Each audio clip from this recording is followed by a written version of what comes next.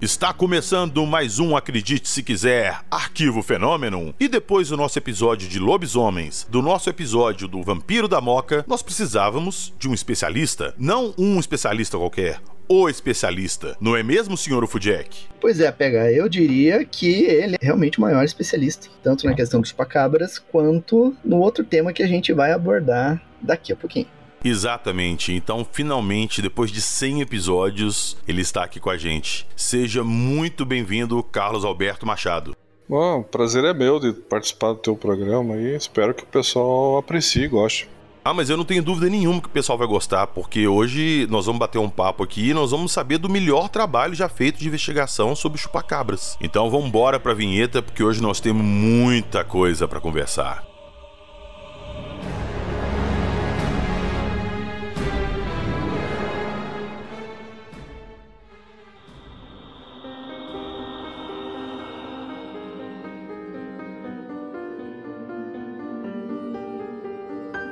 Tubos de luz, bioluminescência, hematofagia, mutilação animal, olhos de dragão.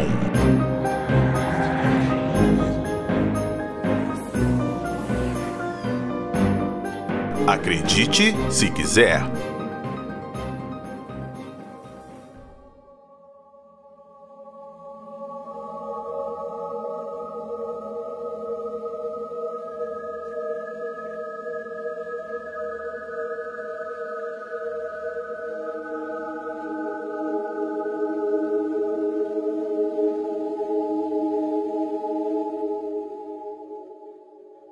Senhor Ufudjek, vamos lembrar os nossos últimos episódios aqui, que foi o de lobisomem. A gente contou várias histórias de lobisomem. Citamos ali uma possível conexão com chupacabras, que algumas histórias poderiam ser obra do chupacabra. Falamos do Vampiro da Moca, que parece muito com o chupacabra, apesar que alguns aspectos fogem ali, mas não era propriamente o chupacabras. E a gente falou, né, que a gente não estava meio perdido ali nessa história toda. Essas histórias estavam muito desconexas e a gente precisava da ajuda de um especialista. Então, finalmente, o Machado tá aqui hoje para dar uma luz pra gente e vamos saber do maior especialista de chupacabras do Brasil, se não da América Latina aí, sobre esse fenômeno. Tô certo? Ou estou errado, senhor Ufudjek? Certíssimo, PH. Certíssimo. Ninguém melhor do que o Machado, né, para comentar sobre essas estranhas ocorrências. Afinal de contas, ele rodou estados brasileiros aí, indo atrás desses casos, investigando, indo a campo, em loco, né, coletando amostras, né, instalando armadilhas, inclusive, para tentar capturar a criatura e tudo. Então, nós vamos mergulhar, então, nos mistérios dos chupacabras. Boa, boa. Então eu já quero começar, óbvio, pelo início. Machado, como é que o chupacabras apareceu pra você? Como é que começou a sua pesquisa? A sua pesquisa em ufologia, ela já começou no chupacabra? Ou você já pesquisava alguma coisa relativa à ufologia e começou a aparecer o chupacabra? Pois é, não, na verdade eu pesquiso ufologia desde a década de 80, né? Já vai para 40 anos que eu estudo os discos voadores, né? E, na verdade, o que me deixou, assim, mais expressivo, né, na mídia e no meio, foi justamente essa pesquisa que eu fiz dos chupacabras. Mas é curioso, porque quando eu ouvi falar de chupacabras a primeira vez, eu já era colaborador da revista UFO, na época do Givaer, né? Do saudoso Givaer, e eu lembro que quando eu vi uma matéria dos chupacabras lá em Porto Rico, que foi onde ele apareceu a primeira vez, onde ele recebeu inclusive esse nome, né, foi batizado chupacabras lá em Porto Rico, era o Jorge Martin, que era o ufólogo responsável lá pela casuística desses casos.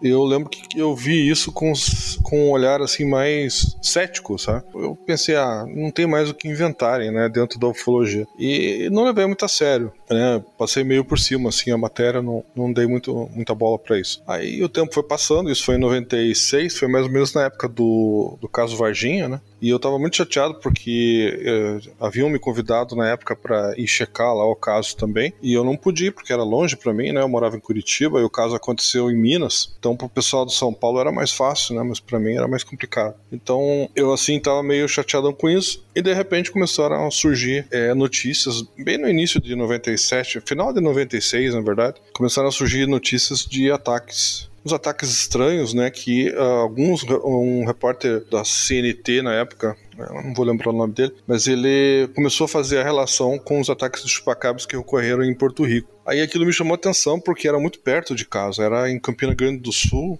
era 25 km de Curitiba. Aí eu pensei, poxa vida, mas aqui pertinho tá acontecendo um caso assim, né?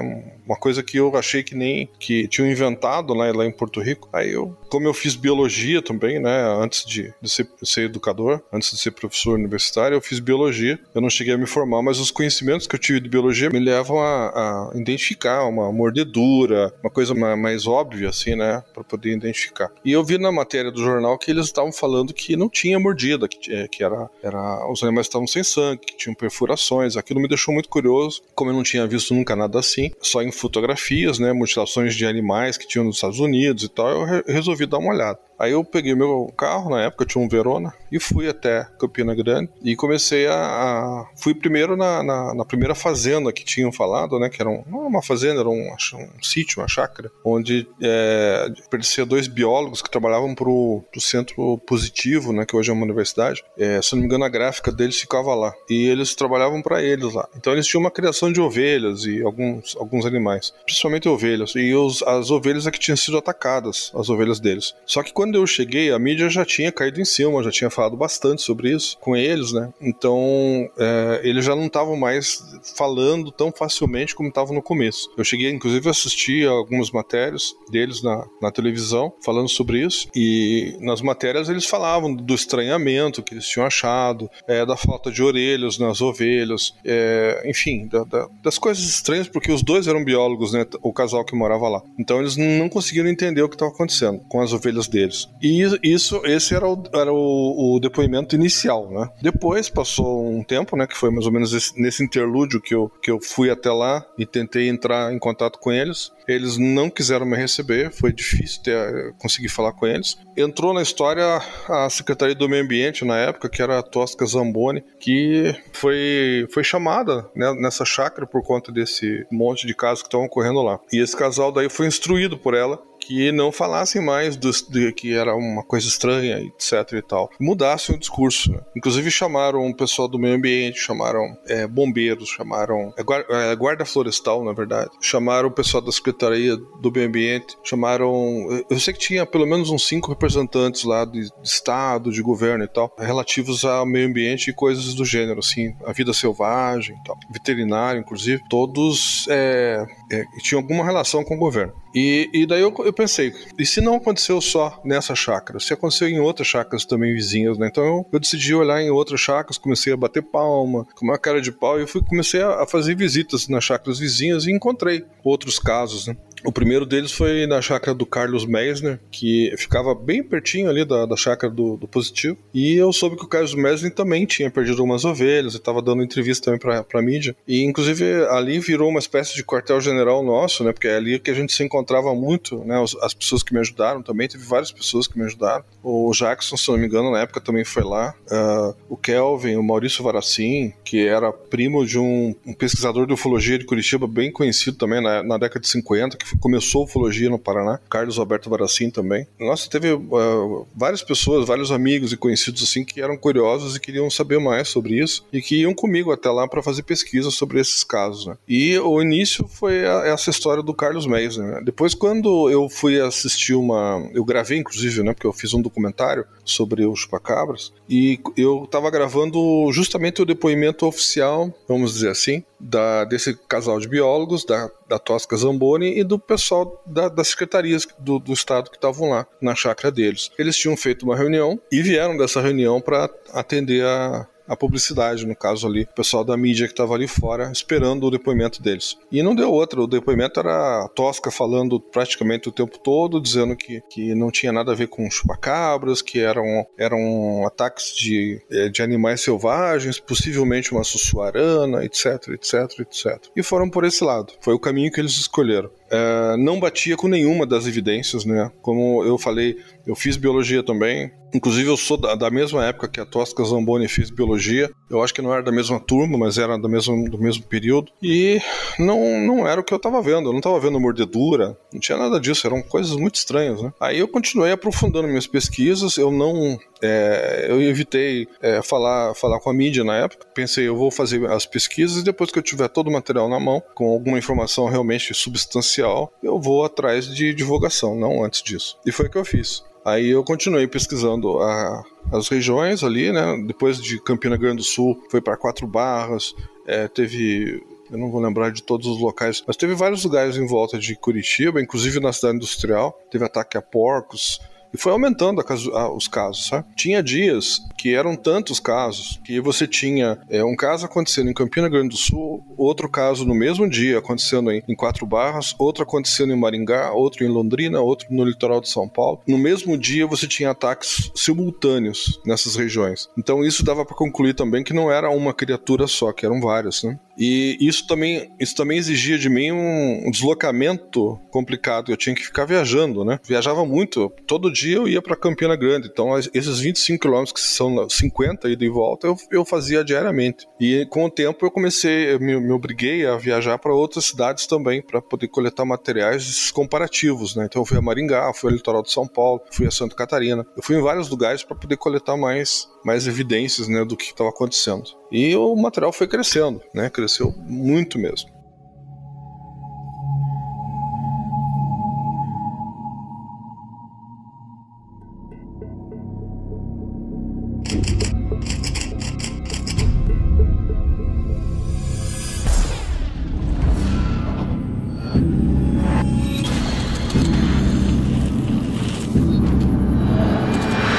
Você está ouvindo o Arquivo Fenômeno.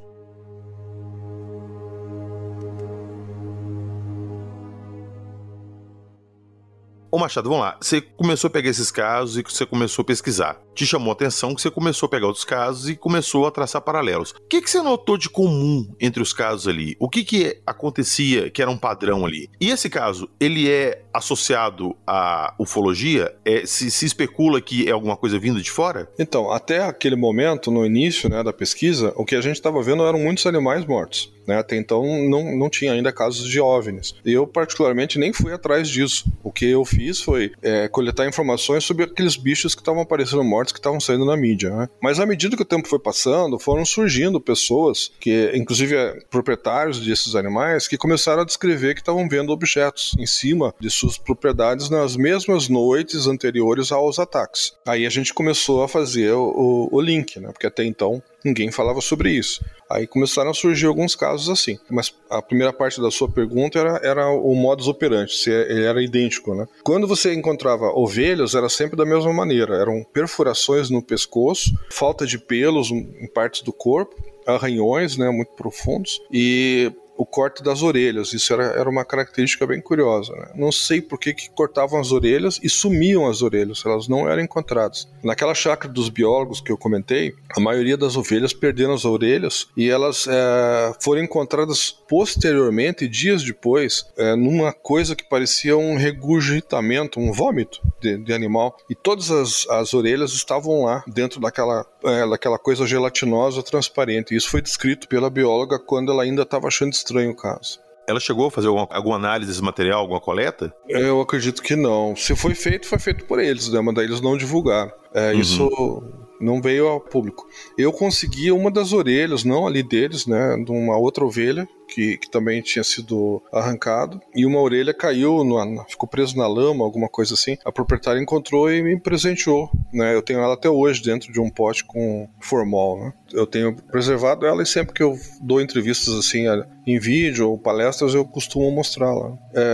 E dá pra ver o corte preciso, assim, sabe? Um corte retilíneo. É uma coisa bem, bem curiosa. E se o animal fosse outro tipo, por exemplo, se fosse um ganso ou uma galinha, aí você tinha um outro modus operandi. Você tinha uma perfuração no peito, cerca de 10 centímetros mais ou menos, uma espécie de um tampão. Às vezes ficava o pedaço da carne ali pendurado e às vezes era retirado, ficava só o buraco. Isso era uma característica curiosa também das aves. Então as aves, quando eram atacadas, elas tinham essa perfuração no peito, e na parte das costas, na parte de trás, você encontrava as perfurações que você achava no pescoço das ovelhas, nas costas das aves. eram perfurações bem redondas, né, e que aprofundavam dentro do corpo delas. Bom, nesse interim, né, quando chegou nesse ponto, eu precisei de ajuda de veterinários, né? Não dava mais para ficar só observando e tirando foto e filmando. Aí eu comecei a fazer coleta de um ganso, de uma ovelha, e fui trazendo comigo esse material, né? Aí eu fui atrás de veterinários. Foram 3 veterinários que me ajudaram. A Maria da Luz Valente foi uma primeira veterinária que me ajudou. Depois ela me fez contato com outro veterinário, que não vou recordar o nome dele agora, mas ele era um veterinário que trabalhava para a Faculdade Espírita, lá de Curitiba, e me ajudou bastante também. E depois, por conta dos dois estarem muito ocupados, às vezes eles não tinham condições de me ajudar, porque eles não estavam me cobrando nada, né? E como os casos eram praticamente diários durante todo aquele ano de 97, o ápice, inclusive, foi em julho, né? Depois eu até cheguei a montar um gráfico com estatísticas, né? Mostrando quais foram os meses que tiveram mais ataques, número de mortes, de ataques, etc. E o terceiro veterinário apareceu depois, por indicação da primeira veterinária. Era um rapaz recém-formado, uma história bem curiosa, porque ele entrou nessa história, diferente dos outros dois, mais cético, vamos dizer assim. Ele não acreditou em nada do que eu falei, né? Porque eu dei um resumo do que estava acontecendo para ele poder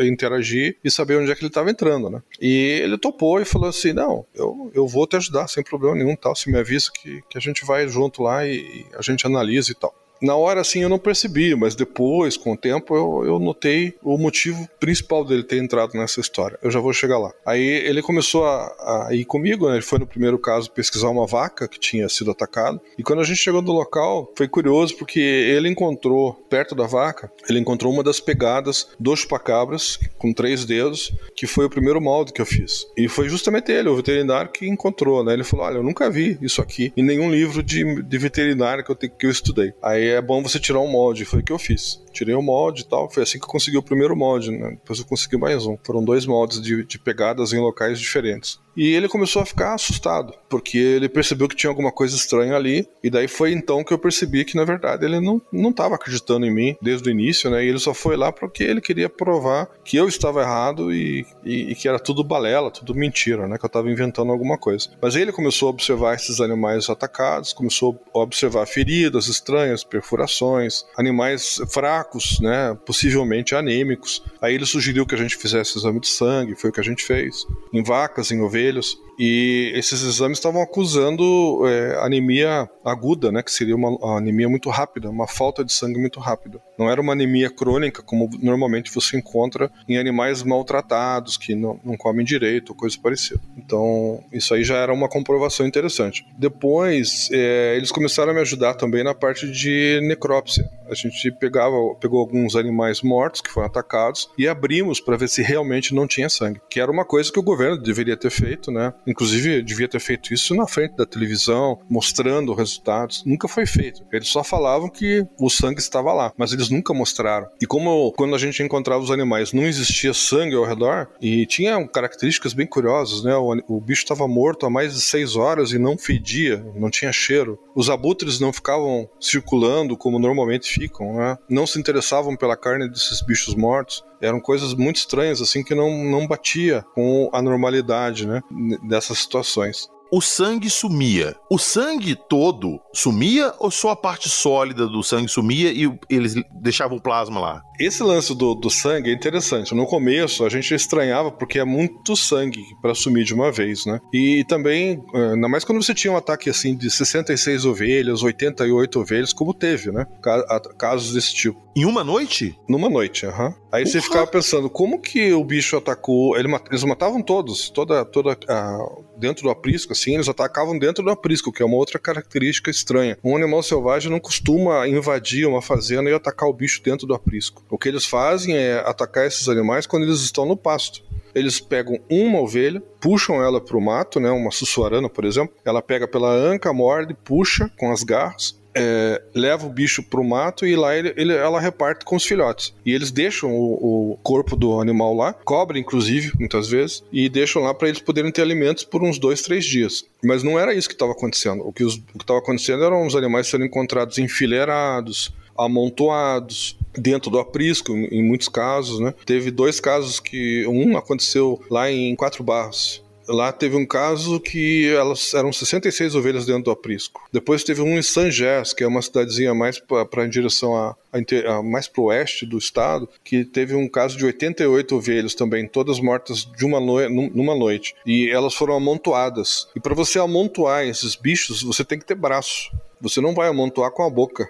Cara, era uma montanha de 68 ovelhas? Não era uma montanha, eram várias. Assim, de 7, 8, cada grupo, entende? Tem as fotos aí, são bem interessantes. Saiu no jornal, isso inclusive na época. O veterinário que analisou esse caso lá em Sangés, ele achou tão estranho que ele falou, em 25 anos de profissão eu nunca vi isso na minha vida. Mas foi ele que me deu uma pista interessante, que tem a ver com o que você está perguntando. Ele disse que ele estava usando luvas, né? A gente sempre usava luva cirúrgica para poder pegar nesses bichos. E ele percebeu que a luva grudava no animal, na pelugem. E é curioso, porque como o animal estava dentro do aprisco, ele estava protegido, então ele não estava molhado, estava seco. Mas quando ele pegava com a luva, ele sentia que estava molhado, como se estivesse molhado, mas só que ele não via nada. Era como se fosse alguma coisa transparente e pegajosa. Bom, aí entra o sangue. Se você for analisar o sangue que nós temos e os animais também, toda a natureza, 80% do sangue é água, é plasma. É a parte transparente que é viscosa. E os outros 20%, que é o que interessa, é a proteína, o ferro, é onde estão os sais minerais, é onde está a energia, vamos dizer assim, né? As hemácias. E essa parte das hemácias que deixa o sangue vermelho era consumida por essa criatura, ou enfim, por esse fenômeno, e provavelmente a parte do plasma era ignorada, era deixada ali. Só que por isso que, se você for analisar mesmo, o sangue estava presente, só que a gente não via, porque era só a parte do plasma transparente. Eles conseguem pegar só a parte vermelha, que é o que interessa para eles. Isso é muito interessante, ô Machado, porque animais hematófagos, principalmente insetos, têm esse comportamento. Eles, para conseguir o máximo possível de nutrientes, eles picam a presa, geralmente mamífero, ave, alguém assim, de corpo sangue quente, puxam sangue e vão retendo a parte sólida, eliminando ali rapidamente, através de fezes e tal, o plasma. Exato. É interessante que você falou de insetos tipo sanguessuga, né, que é um verme. A sanguessuga tem essa capacidade realmente. Já o morcego vampiro, que foi um dos acusados na época por uma das cidades que teve ataque, ele já não poderia ter sido responsável porque ele não suga o sangue como muita gente pensa.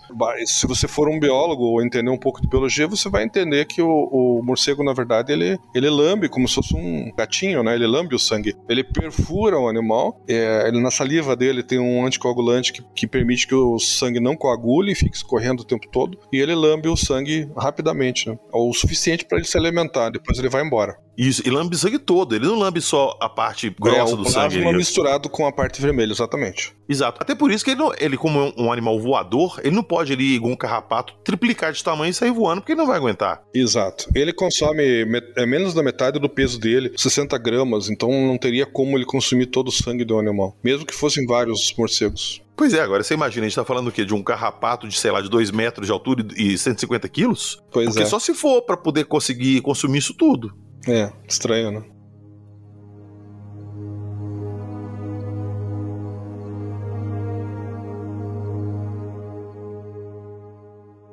Cara, é muita coisa pra minha cabeça, mas vamos lá. Você falou que você encontrou pegadas ali, junto com esse biólogo, num dos sites que você foi lá que tinha ocorrido alguma coisa. E você tentou montar armadilha, o Jackson citou aqui que você montou armadilhas e tudo. O que aconteceu? À medida que o tempo foi passando, os casos foram aumentando, como eu comentei, né? E daí a gente, na época, era mais difícil você conseguir uma câmera filmadora, né? Hoje é mais fácil, hoje é barato, você vai em qualquer quitanda de eletrônico, né? Supermercado, aí você consegue comprar uma câmerazinha para instalar digital. Mas na época não se falava em digital ainda, né? A câmera que eu usava era uma VHS-C. Então ainda era VHS, pra você ter uma ideia, né? 97. O Brasil tava com essa tecnologia ainda. Então câmera era muito difícil. E eu fui lá na Faculdade Espírita, né? Eles me emprestaram uma câmera deles, que eles tinham, para eu poder tentar filmar alguma coisa.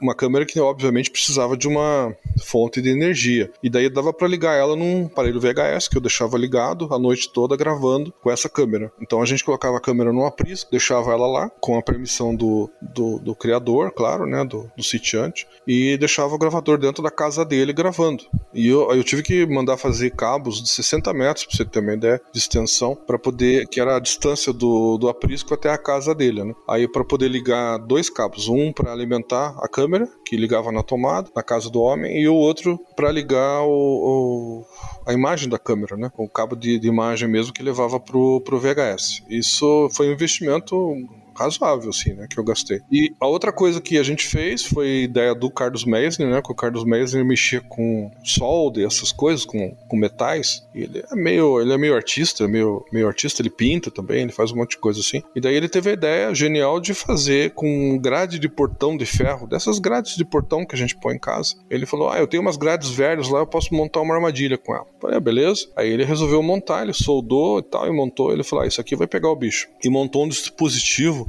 de fechamento, bem simples até. Achei bem inteligente. Funcionava, era um gatilho que funcionava quando você entrava na jaula e pisasse no chão dela, né? Você acionava o gatilho e fechava. A porta fechava, se trancava. Aí você não tinha como sair. E pelo menos uma pessoa normal, né? Dava pra fechar ali tranquilamente. E era, acho que 1,5 polegada, uma coisa assim que dava de grossura o aço, o ferro que ele usou. E daí nós deixamos ela posicionada numa região da chácara lá com duas galinhas ou 2 patas dentro, eu já não me lembro mais, que eram as iscas, né, que a gente tinha, que o próprio sitiante lá nos deu, e nós colocamos elas pra ficarem ali como chamariz, né, pra ver se conseguia capturar o bicho. Isso foram esses dois recursos que a gente tinha, tentando pegar uma imagem e tentando capturar o bicho. Pegar a imagem até seria interessante, fácil e tal, a gente achou, né, isso, que se conseguisse a imagem, a gente podia divulgar na mídia e comprovar para as pessoas que realmente tinha um bicho atacando. Agora, se a gente conseguisse capturar ele numa jaula, a gente não tinha a mínima ideia do que fazer, porque a gente sabia naquela altura do campeonato que o exército já tinha se envolvido na história. Eles já estavam fazendo caçadas, capturando esses bichos, né? Estavam agindo na região. E, inclusive, Campina Grande do Sul nunca teve rincão. Não sei se você sabe o que é rincão, é aqueles treinamentos de soldados, né? Que eles fazem no meio do mato. É tipo um dia de sobrevivência, uma coisa assim. Nunca teve isso lá em Campina Grande do Sul. E, de repente, apareceu o caminhão do exército, helicóptero, pra lá e pra cá, de uma hora pra outra, justamente nessa época aí que tava surgindo esses casos de ataques dos chupacabras. E eu cheguei a encontrar, depois eu posso contar a história também com mais detalhes, mas por conta da presença do exército e tudo, as pessoas começaram a ficar assustadas também, né, bastante, né, os moradores começaram a ficar assustados. E nós chegamos a fazer uma reunião, eu, o Carlos Meisner, o Kelvin, eu não me lembro se o Jacques participou dessa reunião na época, pra gente poder decidir o que fazer se a gente conseguisse capturar a criatura. Porque como o exército estava na história, eles provavelmente chegariam lá, pegariam a criatura, levariam e a gente ia ficar sem evidência, né? Então, imagem seria mais fácil de lidar. Agora, a criatura em si ia ser muito complicado. E outra, como é que a gente ia manter esse bicho preso, né? Se ele era tão forte, tão perigoso como estava sendo anunciado, né? Pelas testemunhas. Então, naquela noite que a gente fez a vigília lá, a gente fez várias noites, na verdade, de vigília, armados, né? Nós tínhamos que ficar armados para poder se defender caso acontecesse alguma coisa. E ficamos aguardando, né, que o bicho aparecesse. Mas nas noites que a gente fez vigília não apareceu absolutamente nada, nem nas filmagens e nem na armadilha. O tempo foi passando, só que alguma coisa caiu na armadilha, né? E foi lá e consumiu. E deve ter sido os chupacabras, porque ele entrou na armadilha, pegou uma das patas, levou pro lado de fora, ele arrebentou a armadilha, escapou dela, levou a pata pro lado de fora, consumiu o sangue dela e foi embora. Ele arrombou a grade de 1,5 polegada? Isso, exatamente. Você tem foto dessa gaiola arrombada? Tem foto, tá no livro, inclusive. Caramba, e foi velho. ali que a gente conseguiu a primeira amostra de pelos, porque pra ele sair, ele teve que se arranhar, ele teve que se machucar, ele raspou o pelo dele pra poder sair. E nessa raspagem, ele deixou vários pelos ali em volta. Aí o Carlos Meisner conseguiu uma boa amostra de pelos ali, ele dividiu comigo, né? A gente ficou...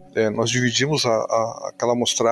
Foi a primeira vez que a gente conseguiu pelos do bicho, né? Foi bem interessante. Então a gente não conseguiu capturar ele, mas conseguiu os pelos dele ali. Aí eu já tinha pegada, né? Então eu consegui pegada, consegui pelo até então, né? Tínhamos os exames de sangue que nós fizemos com o veterinário, mostrando que os animais estavam ficando anêmicos, os que eram atacados. Tínhamos as necrópsias filmadas, mostrando que não tinha sangue dentro, nenhuma gota de sangue sequer, né? Eu não tinha complementado esse raciocínio aí antes. Nós não achamos absolutamente nada de sangue dentro dos dos animais, possivelmente por conta daquilo que eu comentei, né? Que foi descoberto sem querer pelo veterinário lá de Saint-Gess, que no depoimento dele, ele mostrou evidências nesse sentido, daí eu usei meu raciocínio, peguei todas as variantes que tinham e deu para concluir isso que eu coloquei para você, né? Da história do plasma, da parte vermelha, etc. Eu quero entrar agora na parte dos pelos. Você falou que vocês pegaram pelos e tal. É difícil falar que foi feita uma análise de DNA e se comparou e, tipo assim, deu inconclusivo ou não achou nada, porque para fazer uma análise dessa, me corrija se estiver errado, você tem que comparar com várias outras amostras. Não várias, todas. Pois é, então é uma coisa assim meio inviável de se fazer. Mas eu acredito que tenha sido feito algum comparativo com os animais da região, os prováveis que seriam os prováveis suspeitos disso, né? Foi feita alguma análise assim? Foi feito sim. Foi a ideia que eu tive, inclusive, eu usei esse raciocínio que você colocou. Como a gente não tinha condições nem financeiras e nem apoio, né, financeiro de algum laboratório para poder fazer esses exames, que sairiam uma fortuna, né? Exame comparativo de DNA. E também para você fazer o exame de DNA, você precisa ter o bulbo do pelo, a parte da raiz. Isso aí é mais difícil. O que a gente tinha era o pelo em si, não necessariamente com o bulbo. Eu acho que tinha bulbo, mas já eram muito poucos. E daí eu lembro que nós fizemos exatamente isso que você falou. Eu fiz até uma foto no livro mostrando os pelos e comparando com esses pelos dos animais que estavam sendo acusados também. Foi exatamente isso que eu fiz. Então eu fui atrás eu fui atrás do morcego, fui atrás da sussuarana, a gente foi conseguindo esses pelos, né? Cachorro selvagem e essa amostra que a gente tinha do chupacabras. Daí o que eu fiz? Eu tirei fotos em microscópio eletrônico que eu consegui, que faz uma varredura, ele aumenta mais de 1000 vezes, né? E esse microscópio eu tirei as fotos, né, digitalizei elas, e esse sistema já digitalizava, né, esse equipamento, e daí com essas fotos eu consegui fazer as comparações. Você percebe que a do chupacabras ele é bem mais grosso, ele parecia quase que um espinho em relação aos outros, né, e não tem nada a ver com nenhum desses animais que foram acusados, né. Isso já é uma coisa que a gente conseguiu eliminar nessa foto comparativa dos pelos, como você bem colocou. Essa história dos pelos serem mais grossos, ela é muito interessante, que ela bate com muitos outros relatos que a gente tem, às vezes de lobisomem. E antes de puxar isso aí, eu queria te fazer uma pergunta. Foi feita alguma análise química de composição desses pelos? Infelizmente não. Era para ser feita agora, depois de vários anos, acho que faz mais de 20 anos já, né? Era para ser feito, teve um professor, acho que é da Unicamp, que entrou em contato comigo. Eu até peço, se ele estiver ouvindo, que me procure novamente, porque eu perdi o contato dele. Ele conseguiu me localizar pelo WhatsApp, a gente estava trocando informações. Ele solicitou uma amostragem do Carlos Meyers, né? Que o Carlos não quis, na verdade, ceder o material que ele tinha, e daí por conta disso eu acho que o pesquisador desanimou e não falou mais comigo. Mas depois eu encontrei a minha amostragem, né, e eu queria ceder para ele, pelo menos uma boa parte, para ele poder fazer essa análise química, porque ele propôs a fazer isso. É um equipamento que usa a absorção de energia atômica, como é que fala? Não é energia atômica, é absorção atômica que fala. Ele faz uma análise química a seco, né? Ele destrói o pelo e analisa toda a substância do DNA dele. É bem interessante. E por conta de destruir o pelo que o Carlos Messner não se interessou, porque ele ia ficar sem as evidências, né? Mas como ele tinha a amostra e eu também, eu acabei encontrando as minhas, eu abriria a mão de ficar com elas para poder fazer esse exame, que eu acho que é importante, né? Inclusive esse professor chegou a cogitar de fazer um artigo em cima do resultado, e eu concordei na época, que eu achei bem interessante, né? Seria uma prova, uma evidência científica mesmo, né? Bem mais forte do que as outras que a gente conseguiu até então. Com certeza. Então, olha só, cara, eu acho que nada acontece por coincidência. Esse papo nosso aqui não foi ao acaso. Eu tenho como fazer uma análise desse material. Eu tenho como fazer uma análise completa dela e te entregar a análise completíssima desse material, por conta. Então, eu me coloco à disposição. Se você quiser me ceder alguma parte desse material para fazer esse tipo de análise, eu me comprometo a fazer e te entregar o resultado. Beleza. Tá ótimo. Já tá concordado. Então pronto, então aí ó, nós vamos ter uma análise de um desses pelos em primeira mão aqui, hein? Aguardem que nós vamos voltar nesse assunto.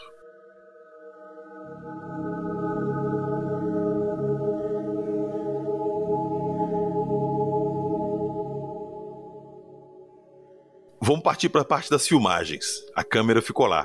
Eu já aproveito para perguntar também, além da câmera, a câmera pegou alguma coisa e você viu alguma coisa? Com relação à câmera, infelizmente não pegou nada. Foi assim, meio frustrante até, porque ela filmava a noite toda, né? E eu tinha que ficar checando as filmagens todo dia. Então você imagina o trabalho árduo que foi, né? Eu ia até a chácara do seu Moisés, que era o proprietário, e eu tinha que trocar a fita, né? Eu tirava a fita que ficou gravando até a manhã seguinte, colocava uma outra nova, virgem, deixava gravando e depois ou deixava no timer, né, para ele começar a gravar no horário do começo da noite, e eu levava a outra fita comigo. E daí eu chegava em casa, eu tinha que assistir ela inteira, né, para poder ver se tinha alguma movimentação estranha, alguma coisa assim. E eu fiquei fazendo isso meses direto, né, e foi muito, assim, desgastante, frustrante, né, porque você não via nada, só as ovelhas lá quietinhas e tal. E infelizmente não consegui captar nada, nenhum ataque, nenhuma suspeita, nada assim com a câmera. Infelizmente eu não conseguia nada. E uma pena também que eu só tinha uma câmera, né, eu até cheguei a trocar, como eu só tinha uma, eu troquei ela de lugar, acho que umas 2 vezes, onde aconteciam mais incidências, assim, eu procurava colocar a câmera lá, mas mesmo assim eu não consegui nenhuma imagem. Com relação a eu ter visto, o que eu cheguei mais perto foi eu lembro quando tinha já diminuído os ataques, tinha praticamente cessado os ataques lá na região, eu estava desmontando equipamento, levando para casa, ou inclusive a câmera eu tinha que devolver ela para a faculdade. Eu fui lá um dia meio chateadão, assim, tal, né, para desmontar esse equipamento, colocar tudo no carro e voltar para casa, né? E no caminho, quando eu estava voltando, eu lembro de ter visto seriam luzes vermelhas que representavam os olhos do bicho, né? Que ele tinha olho com bioluminescência, né? Isso aí eu acho era uma característica curiosa também que eu percebi no depoimento das testemunhas, né? Várias que a gente encontrou, eles descreviam isso, que o bicho iluminava vermelho no escuro. Quando você jogava uma fonte de luz nele, apagava. É exatamente o que acontece com os animais da área abissal, né? Quando você joga a luz nele, a luz natural, a luz biológica apaga. É uma reação química, na verdade. E esse bicho tinha essa característica. Então aí naquela noite que eu estava voltando para casa, eu lembro que eu vi uma luz vermelha, como se fosse o bicho andando de lado. Eu pensei que fosse uma bicicleta que tem aquele olho de gato, né? Mas aí depois eu me lembrei que o olho de gato é quando bate o farol do carro e dá o reflexo, e o caso do chupacabras é ao contrário, né? E essa iluminação que eu vi vermelha, ela não tinha reflexo, era a própria luz que estava aparecendo na minha frente. Tanto que quando eu cheguei perto, ela se apagou, né, com o farol do carro. E essa luz, ela entrou dentro do mato à direita, de onde eu estava da estrada. Ela atravessou a estrada, assim, né? Passou pro lado. E depois o meu cérebro, na hora, querendo ver uma bicicleta ali, não condizia com as coisas, porque não tinha estrada para caminhar uma bicicleta naquela região onde ele entrou, e também não estava balançando como se fosse uma pessoa caminhando com uma bicicleta, né? Daí teria aquele movimento dos pés, né, quando está pedalando. E nesse caso ela estava reta. Ela estava mais para uma pessoa correndo do que para uma bicicleta. Então, eu acho que foi o mais perto que eu cheguei de ver alguma coisa estranha na época, né? Foi o máximo. E você tinha perguntado sobre os OVNIs também, né, que a gente acabou não complementando. Depois eu encontrei várias pessoas que começaram a observar esses objetos em cima das chácaras onde estavam tendo os ataques. E isso foi aumentando cada vez mais. Eu encontrei mais testemunhas que estavam vendo esses objetos, e não tinha como a gente não fazer a relação deles com os chupacabras, porque as noites eram as mesmas, né? E no dia seguinte de manhã estavam lá os bichos mortos. Teve um caso que aconteceu com a gente, que foi interessante, que eu acho que não é os chupacabras, mas era um OVNI, né? A gente descobriu uma família que estava vendo OVNIs quase todas as noites, pelo menos era o que eles tinham falado, e nós fomos lá para fazer a prova dos 10, né? Aí chegamos lá e perguntamos para eles se nós poderíamos ficar lá um pedaço da noite, né? Porque o objeto aparecia, segundo eles, no começo da noite, ali entre 7 e 8 horas. Aí eu pensei, bom, então vamos ficar aqui com a câmera armada e aguardar para ver se a gente vê alguma coisa. E eles toparam, falaram, não, pode ficar aí, a gente faz um café para vocês e tal.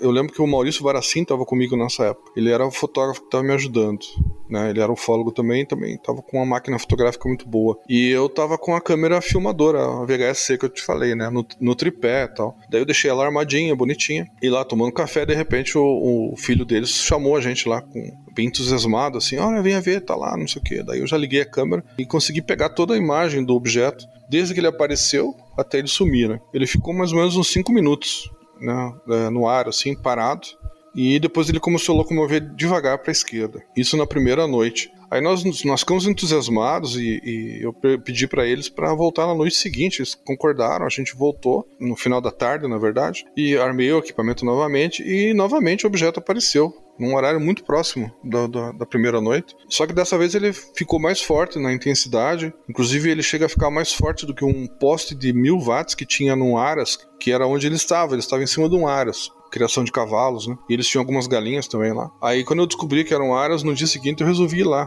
pra dar uma checada, né? E eu, conversando com o rapaz que cuida de lá, o caseiro, né? O caseiro. Conversando com ele, eu descobri que o caseiro tinha visto esse objeto em cima da cabeça dele. Eu tava filmando, na verdade, o objeto em cima desse rapaz. E eu nem sabia disso. Porque na minha filmagem de VHS não aparecia a pessoa. Você só via as luzes, né? Árvores, algumas, e o poste, mas você não conseguia ver uma pessoa, porque a qualidade de imagem daquelas câmeras não eram boas que nem as digitais de agora, né? E eu tava a uns 500 metros de distância, mais ou menos, né? Depois eu calculei pra ver. O objeto ficou em cima daquela região durante 5 minutos. Esses 5 minutos, o rapaz estava embaixo, olhando pra cima e vendo o objeto em cima da cabeça dele. Ele me descreveu exatamente o que eu tinha filmado. Ele nem sabia que eu tinha filmado. Porque eu fui lá perguntar pra ele outras coisas, né? Com relação aos animais e se ele tinha visto alguma luz estranha. Ele confirmou, falou que viu. E que ficou 5 minutos em cima da cabeça dele, que foi mais ou menos o tempo que durou a gravação, inclusive. Depois, novamente, o objeto se distancia para a esquerda, em direção à Serra do Mar, e abaixa a intensidade de luz. Mas a intensidade de luz dele uma hora ficou tão forte que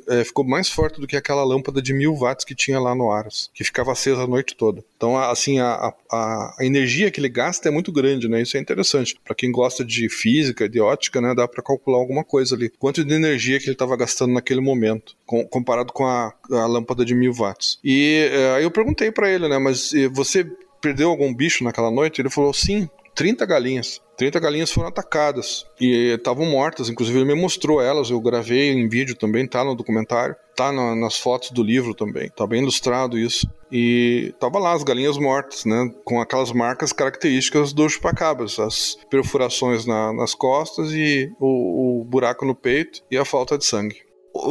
Machado, olha só, a gente falou aqui em episódios anteriores de histórias de lobisomem, que a gente cogitou que muitas histórias de lobisomem ali poderiam ser aparições de chupacabra, inclusive aparições até recentes. Mas na verdade essa história toda começou com o Vampiro da Moca, lá em Porto Rico. Eu não vou lembrar agora de cabeça, o Jackson pode até me socorrer aqui, mas diz que a onda durou um tempo, parou, e depois quando ela voltou, ela já foi chamada de chupacabra. No episódio que a gente falou aqui do Vampiro da Moca, a gente cogitou que poderia ser alguma coisa, uma experiência do governo ali de Porto Rico, que tem um laboratório ali, acho que de biologia, de genética, alguma coisa assim, e que fugiu do controle e espalhou. E na época, lá, muitas pessoas relataram que o bicho parecia ter asas e tal. O que você acha disso? Você acha que foi alguma coisa ali que apareceu em Porto Rico e fugiu pra cá? É alguma coisa ufológica? Qual que é a explicação, assim, que depois de tudo que você fez, você daria pra isso? Então, tem um caso interessante que aconteceu em Porto Rico que eu acho que descreve muito bem e responde à tua pergunta. Porque daí, claro, depois que os casos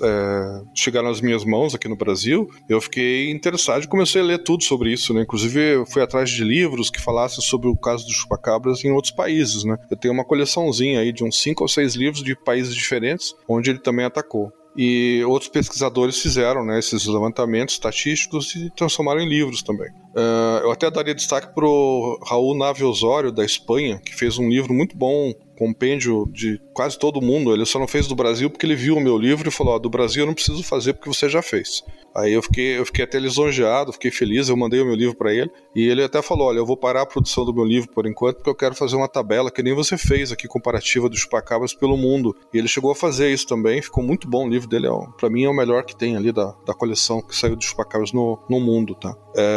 Mas teve também o do pesquisador lá de Porto Rico, né, que eu tinha comentado. Tem um de Miami também, do Scott Corales, que é um americano. Tem vários que saíram assim depois esporádicos em alguns países latinos aí. E o interessante é que nesse caso que eu quero falar, que aconteceu em Porto Rico, pesquisado pelo ufólogo de lá, aconteceu o seguinte, eram 2 pessoas que não se conheciam, cada uma estava, na verdade 3, cada uma estava num ponto da ilha. Então imagine que do lado direito da ilha tinha uma pessoa, acho que era uma mulher, do lado esquerdo um homem, os 2 tinham máquina fotográfica. E eles viram um OVNI no meio da ilha. E esse OVNI estava soltando um raio que para quem estava à direita, o raio ia para a esquerda, e para quem estava do lado esquerdo da ilha, o raio ia para a direita. Os dois fotografaram esse objeto. Olha que interessante. Então você já pode cruzar duas fotos do mesmo objeto, cruzando as posições que as pessoas estavam, e ver que realmente a posição do objeto era no meio da ilha. E esse raio saía em direção ao chão. Ele não estava saindo em linha reta, ele fazia um ângulo de 45 graus. A terceira pessoa morava na ilha, num bairro da ilha lá de Porto Rico, e ela estava vendo o objeto. Ela não tinha máquina fotográfica, mas ela estava vendo esse objeto em cima da região onde ela morava. E ela viu o raio, esse raio que eles foram fotografados, né, de dois ângulos diferentes. Ela viu o raio encostando no chão. E o raio, na verdade, era um tubo, segundo ela, né, um tubo de luz, e por dentro desse tubo saiu uma horda de chupacabras, de criaturas que ela descreveu como chupacabras. E essa horda se espalhou pela ilha e foi ali que começaram os ataques, naquela região. Putz, cara. Caramba, velho. E eu não tenho nem o que falar mais. Então, você acha então que é alguma coisa assim realmente de origem ufológica? Não tenho dúvida disso. Caramba. Agora, por que ela migrou de Porto Rico pro Brasil? Essa é uma pergunta que eu não tenho a mínima ideia.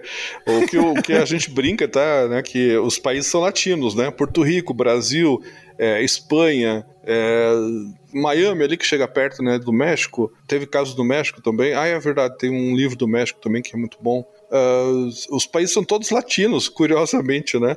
O pesquisador espanhol lá também pesquisou casos na Espanha. Você não tem casos na Europa, por exemplo, né, dos chupacabras. Isso que é esquisito, né? É como se eles estivessem fazendo uma experiência com latinos, né?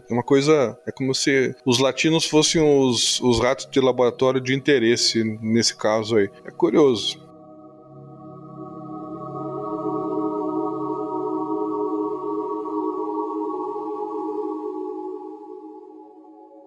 Ô Carlos, nessa sua pesquisa aí toda, você já conversou que a sua conclusão é que deve ser alguma coisa de caráter ufológico. Mas quando a onda do chupacabra começou na mídia, o que a gente ouvia mais explicação ali era coiote, pegou um cachorro com pelada ali, que é aquela infecção na pele, sem pelo e tal.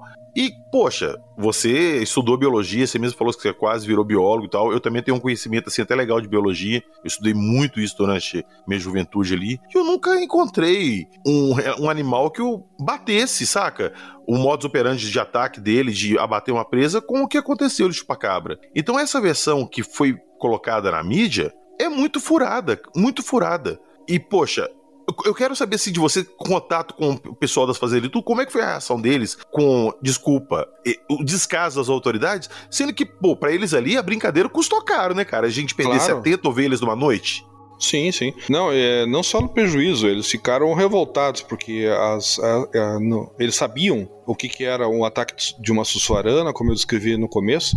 Eles sabiam como que era um ataque de um morcego, porque eles também têm esse problema, né, com búfalos e vacas, cavalos, e eles sabem também como que cachorros selvagens atacam. Então, e eles sabiam que não era nenhum desses animais, que o governo e a Secretaria do Meio Ambiente vinham acusando, né? Todos os governos, não só ali, né? Porto Rico chegaram a acusar um lobo que não existe na ilha, pra você ter uma ideia. É uma ilha lá. Como é que você vai acusar? Eles não têm um predador que possa fazer isso. Eles inventaram um lobo lá que nem existe na ilha, pra você ter uma ideia, o absurdo que chegaram. Então, assim, os governos não sabem mais o que fazer quando eles encontram coisas desse tipo. Então eles preferem ignorar. E ignoram acusando animais comuns, né? Para assustar a população. Aliás, eles com a justificativa que eles não querem assustar a população, para a população ficar mais tranquila e tal. Só que daí o que acaba acontecendo? Se você acusa a sussuarana de fazer isso, os caçadores acabam querendo caçar a sussuarana e matar elas, né? E Sim. é um animal protegido no meio ambiente e tal. Então acaba criando outros tipos de problema, que eu acho que é até pior, né? Do que você ficar mentindo do que falar a verdade. Eu gostaria de falar também daquelas caçadas, né? Que eu tinha comentado, que eu acho que isso aí é importante, porque o Exército, eu fiquei sabendo por causa de um agente da polícia que participou dessas caçadas, e ele veio falar comigo, me deu o depoimento. Na época ele pediu para não ser identificado. Eu chamo ele no livro de Agente X, e ele descreve uma criatura completamente estranha, diferente, que era esse bicho que as pessoas estavam vendo, que era peludo, com uma crina que começava... Não é uma crina, não sei como é que chama aquilo, seriam protuberâncias que saem da parte de trás da cabeça e vai até o cóccix, né? Como se fosse uma espinha dorsal externa. Tipo umas costas de um estegossauro, assim. É isso, lembra um pouco. E tinha garras, né, afiadíssimas, né? Segundo ele, cortava um palmito verde como se fosse papel. Eles chegaram a testar isso quando eles capturaram uma criatura que eles tiveram que usar anestesiante para elefante. E foram vários tiros de anestesia para poder derrubar esse bicho. Eles conseguiram capturar pelo menos 3, que eu saiba, caçadas que tiveram. Uma foi essa que o exército fez lá em Campina Grande do Sul. Teve uma outra em 4 Barras, que foi uma região que eu fui pesquisar também. 4 Barras não, desculpe. Adrianópolis, que é uma cidade que faz divisa com São Paulo e Paraná. Teve um ataque lá também. Vários ataques, na verdade. Aliás, lá, para finalizar aquela história do veterinário que eu tinha falado para vocês, eu fiquei sabendo da história de Adrianópolis por causa do 3º veterinário, porque quando ele viu aqueles casos que eu comentei, que ele observou, inclusive ele encontrou pegadas para mim, ele sumiu do mapa.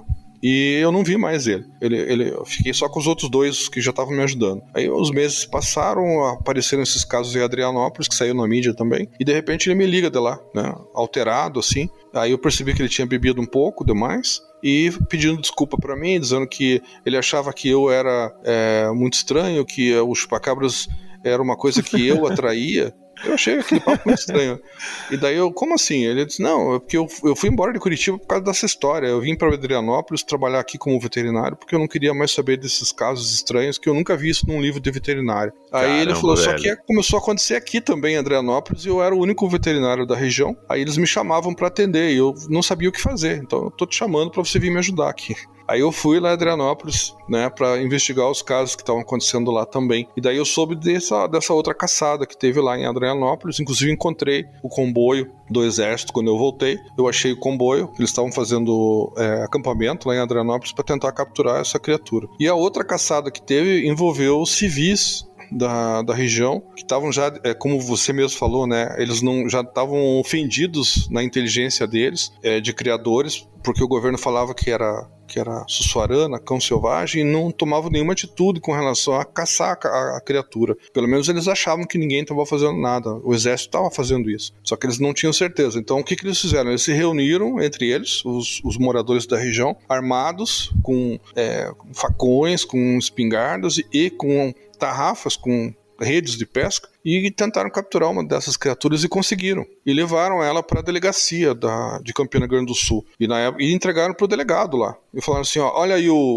a sussuarana que vocês estão falando. E o bicho disse que tinha asas, fazia voos curtos dentro da delegacia, dentro da cadeia, porque ele ficou preso. Né? E várias pessoas da região comentaram que foram lá, fizeram uma fila na frente da delegacia para poder ver esse bicho. E quando o delegado não sabia o que fazer, chamou o exército chegou lá, mandaram o delegado embora, ele perdeu o cargo, porque era indicado, inclusive, porque ele não poderia ter deixado as pessoas verem, né, mas ele deixou. E eu imagino que alguém deve ter fotografado ou filmado esse bicho naquele dia, não é possível. Pois eu ia perguntar isso agora, cara. Eu tenho certeza que isso aconteceu, só que eu não consegui encontrar ninguém. Até hoje, mesmo depois de todas as entrevistas que eu dei, eu nunca encontrei uma pessoa que dissesse pra mim, olha, eu tava lá naquele dia, eu fotografei ele dentro da cadeia. Eu gostaria muito de ver isso, sabe? Mas eu sei que o exército chegou lá, pegou a criatura, levou e tirou o cargo do delegado, ele virou entregador de intimação, eu esqueci o nome, como é que chama? Aquele pessoal que entrega intimação pras pessoas. Oficial de justiça. Isso, ele virou oficial de justiça, perdeu o cargo de delegado, e até eu fui atrás dele, eu fui tentar conversar com ele, mas ele mudou de assunto, não quis falar sobre isso e não quis fazer relação dele ter perdido o emprego justamente nessa época, né? E ele falou que não tinha nada a ver uma coisa com a outra, mas para mim ele só estava confirmando que aquilo realmente tinha acontecido, né? Então eu não posso deixar essa oportunidade passar assim. Se alguém que estiver escutando a gente souber dessa história, souber de alguma foto, ou tenha você mesmo escutando, tirado alguma foto, feito algum registro, entre em contato com a gente, não precisa se identificar nem nada, manda pelo Machado, manda por mim, pelo Jackson, mas vão divulgar essa imagem, vão divulgar isso aí, porque igual o Machado falou, dificilmente alguém não teria fotografado uma coisa dessas, né?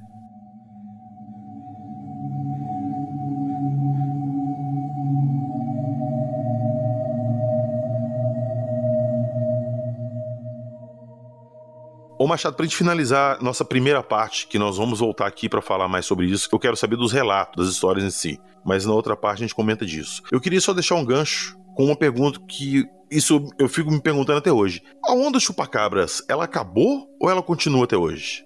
Olha, no Brasil, aquele período de 97 foi o período mais forte, tá? Mais intenso. Que a gente tinha casos, como eu mencionei lá numa das perguntas que você me fez, tinha casos de no mesmo dia você ter várias cidades ocorrendo ataques ao mesmo tempo, né? Isso foi só naquele período, foi em 1997. Durou praticamente o ano todo. Julho foi o ápice, como eu falei. A impressão que dava é que ele atacava mais no inverno. E a maioria das vítimas eram fêmeas. Isso é uma coisa também que eu não tinha falado ainda. Então a impressão que dá, se ele estava atrás de sangue da parte vermelha que a gente comentou, provavelmente contendo progesterona, que era a preferência do que eles estavam atrás naquela época. Os machos geralmente não eram atacados ou sobreviviam, enquanto que as fêmeas eram a maioria das vítimas. Interessante. Mas tem relatos até hoje ou depois dessa época de 97 cessou? Não, teve ataques assim esporádicos, menores, não batem os detalhes, às vezes são animais que foram atacados, mas às vezes a gente percebe que tem mordedura ou tem sangue, ou não tem, mas o ferimento é diferente. Dá a impressão que alguma coisa estranha aconteceu também, naqueles casos ali, que geralmente me mandam direto, né? Não só aqui do Brasil, de fora também. Eu sei que depois do Brasil, na Argentina, teve acho que 2 anos que durou lá até mais tempo, e pior ainda foi no Chile. O Chile foi depois do Brasil, durou 5 anos de ataques lá em vários animais. Eles perderam muito mais animais lá no Chile do que a gente no Brasil. Eu consegui levantar numa estatística que eu fiz só nos casos que eu pesquisei, que claro que eu não fui em todos, né? Eu imagino que eu devo ter investigado aí uns 10% no máximo do que aconteceu no nosso país, e eu levantei mais de 800 animais atacados. Então eu imagino que o número deve ter sido bem maior.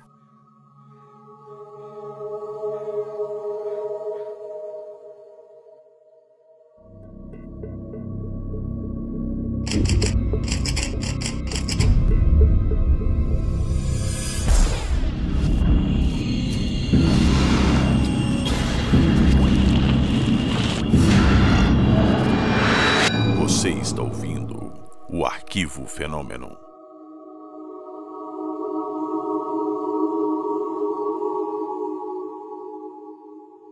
Eu falei que esse papo ia longe. Ele vai tão longe que ele vai continuar ainda. Nós vamos voltar para falar de chupacabras, vamos voltar para falar dos casos. Mas até lá, Machado, muito obrigado pela sua presença aqui. Era uma parada que eu queria já fazer há muito tempo. Eu queria há muito tempo gravar com você e trazer esses casos aqui, cara, que isso aí é buraco negro, né, cara? Quanto mais você pesquisa, mais coisas você acha. E eu sei que a galera que tá escutando a gente vai ficar super curiosa com o livro, para quem não leu ainda. E você tem desse livro à venda ainda? Tem esse livro? Onde o pessoal pode encontrar? Olha, em papel, hoje você só encontra mesmo, se der muita sorte, em algum sebo, tá? Estante virtual às vezes aparece, mas só que como o pessoal sabe da raridade do livro, eles acabam explorando muito, acabam vendendo muito caro, sabe? Chega a custar mais de 100 reais. Isso é uma versão usada, né? A versão nova você não consegue mais, né? Porque eram só 1000 exemplares e já foram todos esgotados. E eu tô negociando com uma outra editora agora, a editora da revista UFO, né? Infelizmente o Jevaia faleceu, mas a gente tá conversando com o filho dele, o Daniel, e eu tô estudando uma forma da gente tentar fazer uma nova versão em papel, que eu sei que o pessoal tá pedindo muito em papel, né? Mas eu sei que digital tá disponível.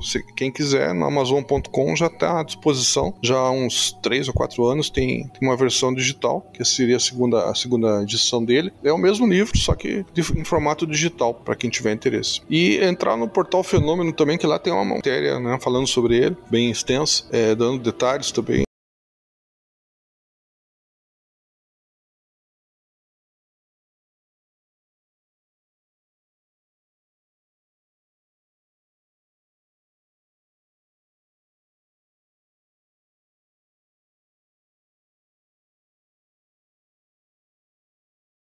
Tá tudo então na descrição do episódio lá pra vocês, o link do livro do Machado, essas matérias lá do Fenômeno que o Jackson separou sobre o assunto, e lá na descrição do episódio também tem o link do nosso Apoia-se. Quem puder entrar lá e dar uma força pra gente vai ser super bem-vindo. Já entra lá no Apoia-se, entra no nosso grupo do WhatsApp, vão lá bater um papo com a gente, trocar uma ideia sobre esses casos. Vocês têm casos de chupacabra? Vocês têm algum caso aí? Bora contar pra gente. E lá também tem o link da nossa loja, skinwalker.com.br, Skinwalker com Y. Lá tem várias canecas, livros, revistas que o Jax está disponibilizando, camisas, bandeiras. Então acessem lá e deem uma conferida. Valeu todo mundo que nos escutou até aqui e nos vemos na próxima semana com mais histórias insólitas e ufológicas. Nunca